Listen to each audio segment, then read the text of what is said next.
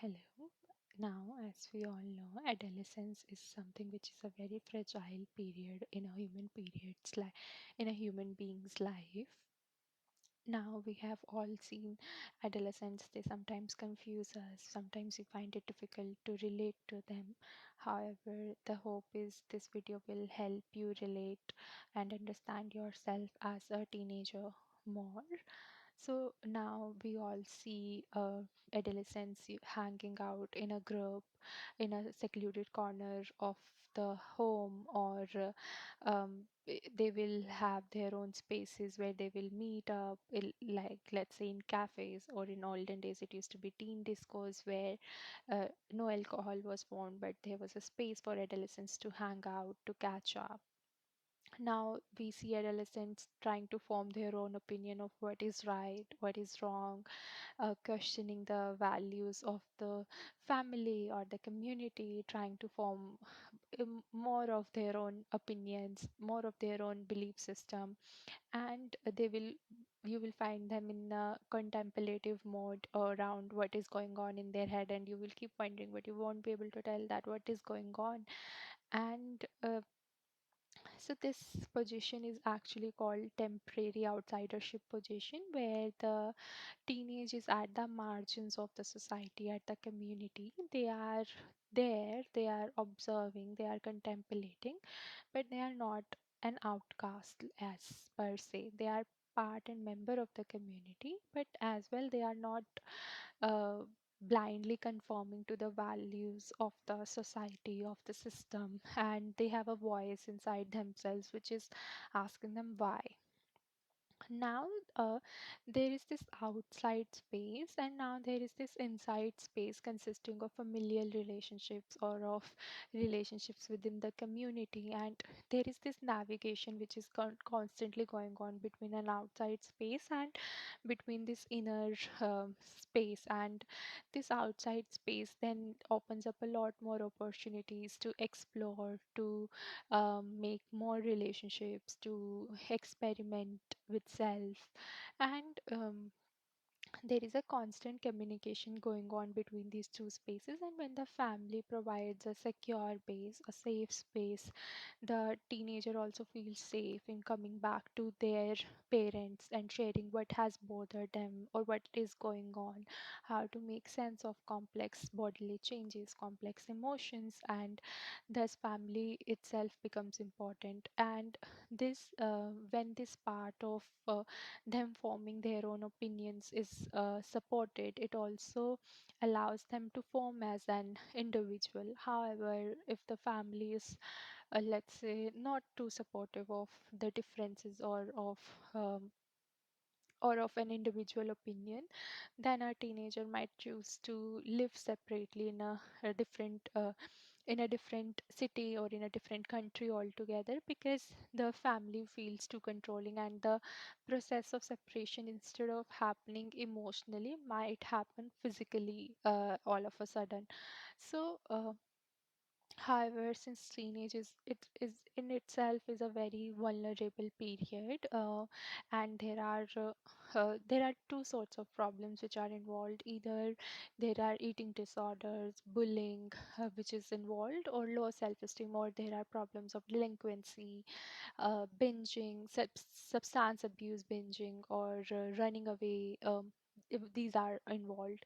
Now it is believed that the problems such as of eating disorders, or problems such as of low self-esteem occur when a person is unable to move out of the inner family system in a healthy way, and they are too consumed within the family environment, within an enmeshed family environment which is going on. However, I wanted to discuss more about the other form of behavior, which is delinquency or substance abuse in teenage years, or excessive consumption of pornography, especially when it ends up happening. It happens when when the teenager is stuck in the outsidership position and there is no interlinking happening within the family. However, before condemning the behavior, we also need to understand why the behavior is there in the first place. And Winnicott also calls it, we need to accept the unacceptable part of an adolescent first.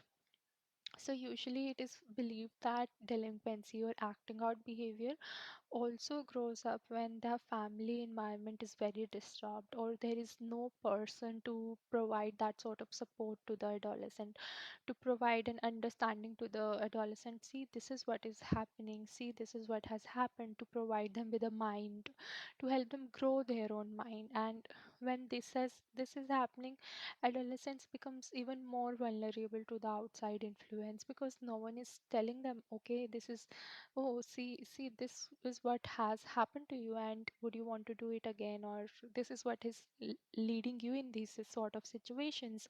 And when that sort of guiding influence is missing, or holding environment is missing, uh, either the either the adolescents become vulnerable to um, delinquent behavior, or acting out, or consuming drugs. Um, and delinquency is something which is also born out of deprivation, right? It is born out of deprivation of love, deprivation of caring environment which could be given to an individual, and that has gone missing completely. And also there is a lot of regulation of bodies of adolescents which is happening. So there is a curfew timing, there is a decision on when they are supposed to come to home, when they are supposed to go from home, and drugs, which also involves administration of drugs on the body for pleasure. Drugs also become a way to say that, see, we are in control of our own bodies and no one else is. And it might also be due to that, sometimes consuming a lot of drugs or pornography or nicotine, they all become a sense of, see, we are grown-ups, we are not a child anymore, and we don't really need anyone. So it might be a flight into pseudo maturity which has happened, and flight into saying that, okay, there is this grandiosity which comes up, that we have grown up, and who the hell is anybody else. um, so these positions, it's important that drugs which end up providing very unsafe holding of emotions, of managing heavy and intense emotions, of separation, of growing up as an individual. It's important that these individuals are given safe space to grow, to so that an individual can make sense of them. Uh, and it is also important that, and instead of compulsive behavior, of addiction, of pornography, it's important that compulsion is replaced by choice. That okay, I am not doing a certain behavior because I don't see any other way out of it. I am doing this behavior because there is a choice involved, or I'm not doing this behavior because there is a choice involved in it. So instead of being subjected to experiences, it's important to shift it to subject of experiences. That something is not just happening to me, or some experience is not just happening to me. I am also in control of what happens to me or what does not happen to me.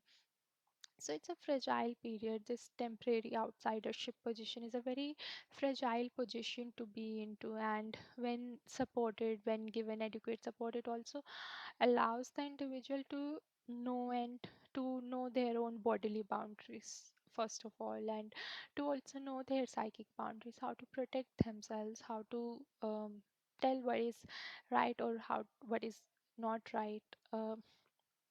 So it's important that this phase is given adequate mentors, or mentors which teenagers can reach out to. Thank you.